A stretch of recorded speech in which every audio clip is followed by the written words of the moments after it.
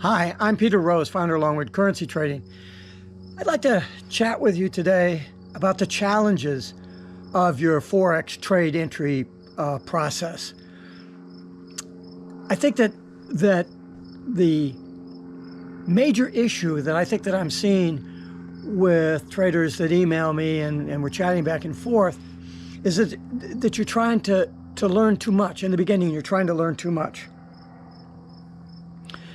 If you've watched my videos before, I'm constantly talking about what I call the life cycle of a currency position, which is my rip against my 33-year career as a senior software engineer designing enterprise-level business applications and using a solution process to problems called the software development life cycle, the SDLC.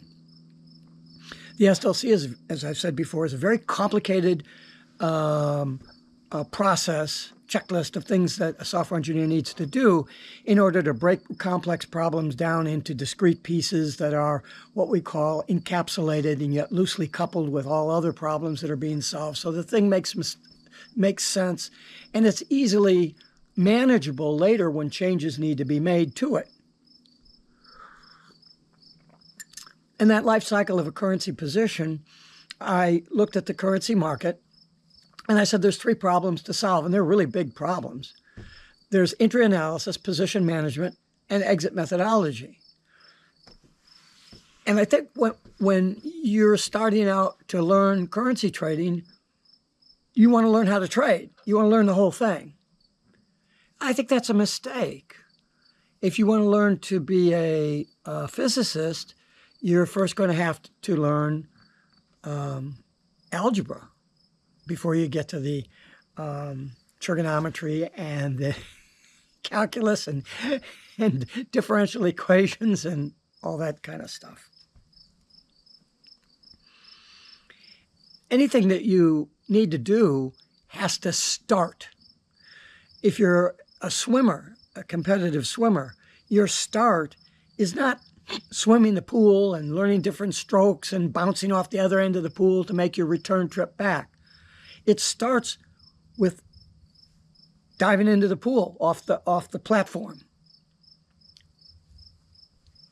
If you have a bad takeoff on that platform, the judges are going to be looking at that and they're going to say, man, that person's chances of making it through no matter how good a swimmer you are, you're not going to be able to catch up with the guy that had the best start. We've seen skiers, downhill skiers, that get a bad start. They're world-class athletes, and they get a bad start, but then they correct it, and then they're just terrific the rest of the way down the mountain.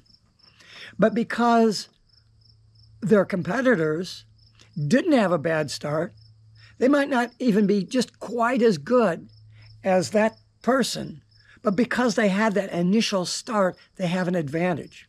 If you've played chess before or learned how to play chess, then you understand a tempi. The white pieces, which always begin the chess game, are one tempi up.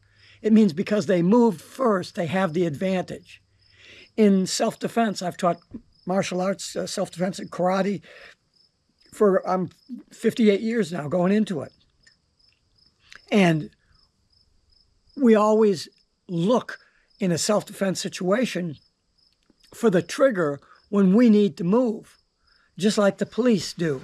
They look for that sign. They look for the sign, the body language that person is going to strike, and they just lay the wood to him right away. They're not going to wait, and you can't. So that initial start throughout all of our human experience of everything that we do is the most critical, vital, needed to be practiced skill of them all. And entry analysis and trading is the most important. And so that's why I'm saying that there are challenges with it. There are challenges with position management and exit methodology as well. But look, if you don't have a good entry, you're not going to have a position to manage, and you don't need to get out of anything because you screwed the entry up. You're stopped out. I'm out here on the deck today It's a beautiful October day, 2025. And it's supposed to be up around 78. We've had really chilly nights. I was down to 38 degrees Fahrenheit last night and the night before, and the days have been in the high 60s, low 70s. So we're getting into that fall area. We're in autumn right now. The leaves are just beginning to change, and I'm sitting out here on the deck with a pumpkin next to me. Let me let me show you the scene from the person who just drove by in the car is seeing.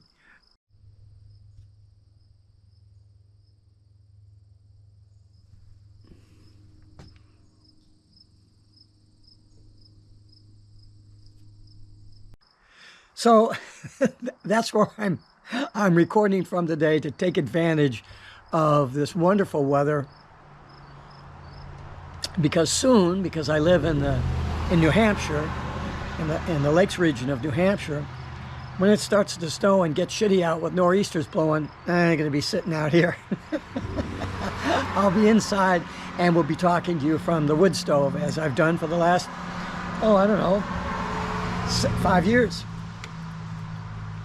So when we're looking at the trading process, that entry analysis really is critical.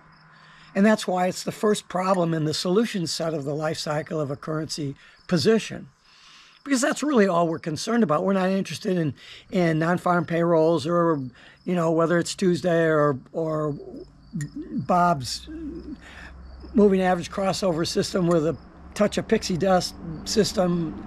We're not, that's irrelevant to us. All we have to know in looking at price action is, how do we make a valid entry that has the highest probability of being successful? Of course, that brings in the next question. What would be considered a successful entry? Well, you could say it's a successful entry if you don't get stopped out. Well, yeah, but what if the entry just sits there? You make the entry and it doesn't do what it's supposed to do, based on the momentum that you've judged the price action to have at that particular time to shoot it toward your profit target. There's not exactly a thrilling thing to watch. You take the trade, you're already, because you have to get out of it, you're already the spread down. You got to have to pay the VIG whether you're going to get a profit or not. You're paying the VIG to play the game. You have to put the ante in, and the thing is just sitting there. It just costs you some money to do that. And if you say, well, maybe it won't start acting until tomorrow. Okay, so now you're going to do a carry trade, and if you're on the wrong side of that, it's going to cost you a day carry on the size of the position that you have. So most of the positions that I take create a negative carry, and I think last year in my trading, because I do over 1,000 trades, settled into like 450 different positions, over the course of the year, I paid $5,000 in VIG just to play the game. So you're going to, in your rules, you're going to have to make a determination of where that trade transitions from an entry management situation, analysis, and fulfillment by hitting bid ask. You don't leave the entry analysis phase of the life cycle of a currency position when you hit bid ask. Most of the folks think that that's the case, and that's not the case. In my fast track course, that's one of the first issues that we talk about. We talk about entry analysis, and we talk about that as a bulk feature of the program. It's only 6 weeks, so you get fire hosed a lot of information on entry analysis right up front because it's the most critical. You don't have to have the rest of the course in order to start trading and using the stuff that you learn from entry analysis, because entry analysis sets the foundation for what you're going to do in position management. You don't have to be taught position management in order to kind of feel your way through position management, because I teach everything right up front, right in the beginning, all the rules. I had to stop there because a woman just walked by walking 2 dogs, and my dog is now going bananas inside. That's what you hear. In that fast track program, because it is 6 weeks, a lot of that front-loaded part of the program has to be on that entry analysis stuff. And it has to be really evident to you right away as to when you have left the entry analysis stage, and it's not when you hit bid ask. And so when you've hit bid ask and the price action is just, flopping around your entry point, going up and down 3 pips or 4 pips, and you lose 4 pips and you're up 5 pips and you're up there, does that indicate you're out of entry analysis? Well, no, because the entry analysis, if your rule for entry analysis is correct, it has to have something to do with the momentum that the current price action has. There are other conditions that have to be met, but momentum obviously is a great component of that, and one of the first conditions that's met. If it doesn't have enough momentum, then you're not even going to consider the price. You may have a great profit target, you may have a great entry point, you may have great structure around you, and all the other whatever conditions it is that you're going to put into your particular entry rule. Momentum is the greatest one, and so now you enter the trade, and it's not going anywhere. Does that mean you're going to exit? Well, not necessarily. And so that's a component of your entry analysis rule, is what do you do? What's the next the conditions of the entry analysis have been okay, and therefore you've hit bid ask. So if the entry analysis doesn't provide you a solution set to the thing just flopping around, then you're in a waiting period until the thing goes against you and you stop out. So all I'm describing is the complexity of things that you need to be aware of. I'm not showing you the simplicity of the solution, because it wouldn't make any sense to you without taking a course from me. Because everything that I do is progressive. It's a process. So if you just go to the middle of the rule and say, I'm going to teach you this condition, it really doesn't mean anything to you. It won't work because it's not within the context of the full process of the 6 weeks course. If you want to learn all of the process, well, then you have to take a course. And if you don't want to take the course from me because you don't like me, that's fine. But you need to find somebody who's teaching process instead of freaking Bollinger Bands and moving average crossover systems and London Open and shit like that. Because that has nothing to do with the solution of the entry analysis of your trade. Their solution to entry analysis is when the short MA crosses the long MA and the RSI is at such and such a level. That's not a fucking condition. That's a system. And systems are rigid and they break down. Processes are flexible. They're malleable. And they're easily changed without changing the underlying rule. And the way that you change a rule is by changing the input that you put into the rule, but the rule has the ability to deal with the change in the input. That's how we do things in software engineering. And so if I was to tell you my system, I would, but it wouldn't make any sense to you, and you'd get it wrong, thinking that it was one way where it's not. I've even had software engineers get involved in this stuff, and they go, holy crap, I would have never thought that this would be the way that it should be. Well, because they haven't applied their training the way that I did against the currency market. And they don't have my experience. I have a bachelor's degree in physics, almost a minor in math. I understand all this stuff and how to put it together. Plus, I've been teaching martial arts for 58 years. I've taught people how to play backgammon. I've taught people how to sail. I'm an educator. I love education. I know how to teach. And so I have this great combination of skills. When I was a software engineer, I was a senior software engineer with a lot of responsibility for, I wasn't a project leader or a project manager, but I had other engineers that I was mentoring or working with, trying to have our efforts as a team move the project forward. And I was skilled enough to be able to do that, but they didn't want to make me a project leader because then they have to pay me more money. But what they did have to do at a certain point is they ran into a lot of conditions and stuff that required a business background, the ability to write, the ability to speak, the ability to organize thoughts and to translate things. And so they had to create a position for me, senior business technical analyst, which I had to do the coding, the heavy underlying work, but I had to do all the design and all that other stuff that would normally be maybe a principal engineer. But even the principal engineers didn't understand business the way I did, because I had a business and I was an educator. I was in karate at that time. When I was at this particular place, I'd been, 10 years in karate, in martial arts, and teaching probably for 8 years. So they had to create a special position for me so I could manage these multi-million-dollar efforts that were going down. Nobody had that kind of experience.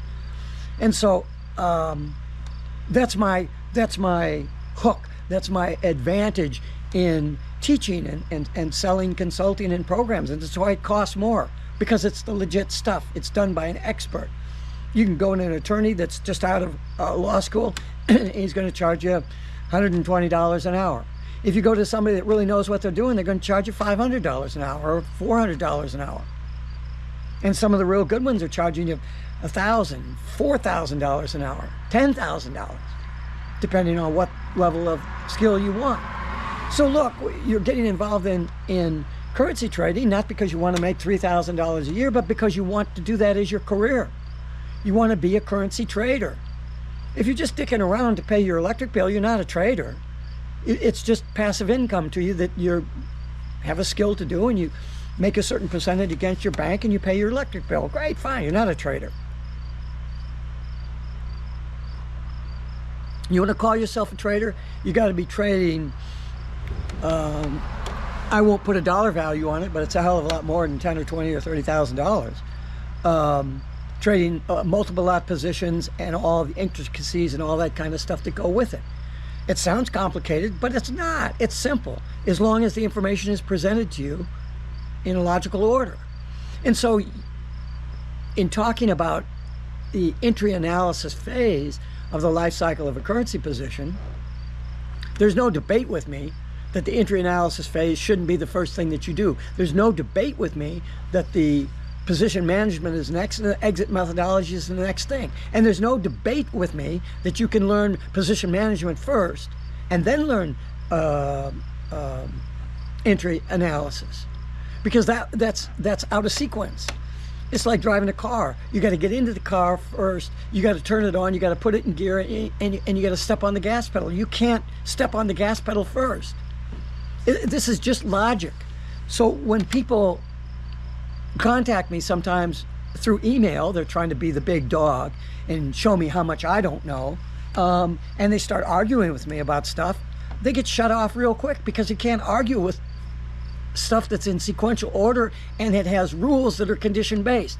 It's like arguing with somebody when they say, I've got 2 apples and I've got 2 oranges, so I have 4 pieces of fruit. Somebody going to argue with you about that? No, you can't. But you can argue with these people that are trying to teach you systems. The London Open.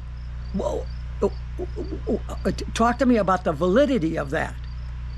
It was lucky to recognize that anomaly in the market 10 years ago or 6 years ago, and it worked. People made a lot of money by taking advantage of that. It doesn't work anymore because a lot of people are using it And the markets have changed to the extent that they're larger. Back then, the currency market was about a $4 trillion a day market. Well, it's $7.5 trillion a day now. Back then, when it was $4 trillion a day, 15% of the market was retail traders. Today, it's less than 5%. It's $7.5 trillion a day. All of the market has changed. But my rules still work that I wrote back in 2017, entry analysis, position management, and exit methodology. 3 problems, 3 rules. Each rule has 2 to 4 conditions that you need to solve before you can move forward with that event that you're going to execute. And even the events and the execution of those events are done in a way that nobody else does them. I'm a software engineer, so I use what's called the event response model in teaching how to write the rules the correct way. I'm not trying to get you to send me an email and say, oh, I want to take your course, because I may not want to teach you. Because I'm consulting with you. I have people that come to me and want me to teach them karate, and I'm not going to teach you because of the wrong attitude. You want to learn it for the wrong reason, or you're not going to work at it hard enough, or you've got some training before and you want to go into competition. I don't teach competition karate. I teach self-defense. I teach important stuff, not fucking games. And I do the same thing in currency trading. It's about money. And if you don't have money when you get to my age, you are screwed. You're on the street. You're homeless. And it's going to get worse with AI. And you're going to see lots of folks saying, oh, I've got this AI system now, and you can trade it with using AI. You won't be able to. Because the currency market is done by a client who needs to buy, and the example I always give, who's in Switzerland, and he has an aircraft manufacturing plant, and he wants to buy his engines from the United States. So he's going to have to buy dollars and sell Swiss francs. You're not going to get away from that. Where's he going to do that? Where's he going to sell the dollars and buy the francs? Is he going to go into an automated market? No, because those things will run on algorithms that all of a sudden you see spikes that the algorithm determined were giving benefit to a certain part of that. You heard of the flash crash? That was created by an algorithm, a speed trading algorithm. It wiped out, I don't know how many billions and billions and billions of dollars of profit in like 10 minutes. Well, it took a long time for the markets to restabilize. People had to recalibrate. They had to go back through all the trades and invalidate them. So AI isn't going to solve the problem of international commerce. And if you're thinking that somebody's going to come up with a stable coin and it's going to be a worldwide currency, you're false in that. Nobody wants the dollar to be the reserve dollar. It just happens to be the reserved currency of the world. Someday, maybe it won't be the reserve currency. Maybe it'll be the Swiss franc or the Taiwanese currency or something. I don't know. But that doesn't mean that everybody's going to use the dollar to trade. You can use the dollar as a base, but you're going to trade with some other currency, because nobody is going to, not everybody is going to want to do the dollar. Because if you do the dollar, you have to do what the U.S. tells you to do. When you're in Great Britain and you have the pound, you don't have to do what the U.S. tells you to do. You have your own currency. Jesus, you can't even have a decent conversation over buying a house, and people don't get screaming at each other, or what a dump this place is, I'm not going to pay you that. And go, well, how are two countries going to get together and agree on using the same currency? You tried to do that with the euro. What happened? You had Brexit and a shitstorm from that. But it was a shitstorm that the euro created to start with. Listen, You're always going to have an entry analysis problem. You're always going to have a position management problem. You're always going to have an exit methodology problem. You're always going to have a currency market to trade. So you better learn how to do it, because your job as a clerk, as a customer service rep in an auto dealership is short-lived. There was a situation that I was made aware of by listening to YouTube videos about an AI situation. A person who ran a large business that contained a whole bunch of businesses had an employee level called a financial analyst, and their job was to analyze businesses that they were going to onboard and that they were going to purchase and bring into their into their fold. And so not only do you have to analyze that business, you have to analyze the business in relationship to whether it will play nicely with the current businesses that are in your portfolio. You're going to have to look at the industry sector that that business is in and determine how that business is performing as part of that industry sector, and how the industry sector overall is compatible with the industry sectors that are that you have in this big business. That was a $175,000 a year paid position. I don't know how many of those positions that this person had in their umbrella company, but they replaced all of them. All of the people making $175,000 a year to do financial analysis were terminated, so that a $200 a month subscription to an AI app replaced them. That's where we're going. But you're not going to be able to do that in the currency market. So if you want to learn skills, you better learn how to be a plumber. You better learn how to do something in the trades, auto repair. You better learn those skills, because those are the skills that are going to be in demand. Not real estate agents, not customer service reps, not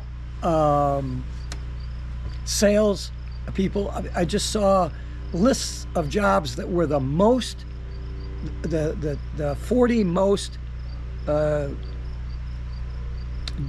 dangerous jobs to be in that would be replaced through AI, and in order, and the 40 jobs that are going to be the most in demand. You just think about what AI can do, and you can figure out easily what those jobs will be. If you're in one of those jobs, you better get another job. So if you don't want to be a plumber, you better be thinking about currency trading. And if you're going to consider currency trading, you better understand that your entry analysis is the most important part of that currency trading. And if you understand that, you better find somebody that's capable of teaching you in the proper manner, which is process-oriented trading. If you have any questions about this stuff, send me an email. I'd be happy to communicate with you through email, even get together on a video conference with you to help you with your particular problem at no charge. If you have a specific problem, I will help you. If you're having a problem with process, you have to take a course. You have to do consulting. You're not going to learn it in a book unless you have the kind of education that I have and the kind of background that I have. I can help you. I can explain what that process would involve, and I can show you how the fast track might be a solution for you. You might have other solutions that I could offer to you. I can show you what those solutions are. You don't necessarily have to take a course from me. I've given you the information that you need to know in order to find someone who can teach you this stuff.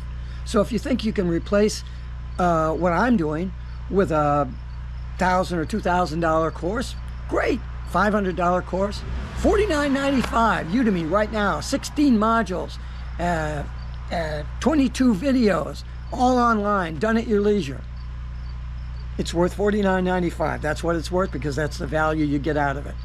So at least send me an email and find out what you need to know in order to be successful at currency trading. And then you can make the second decision that you might want to make is, do you want to do that with me or not? I don't care, because I don't have time to deal with everybody that might want to take my courses. That's why I don't have a lot of followers on my channel. That's why my views are low, because I get to talking about stuff that people aren't interested in. They're looking for the magic pill. They're looking for the secret sauce. If you're to this point in the video, you understand there's no secret sauce, because you've listened to those guys and you've failed. I will show you what you need to do. I will show you the path.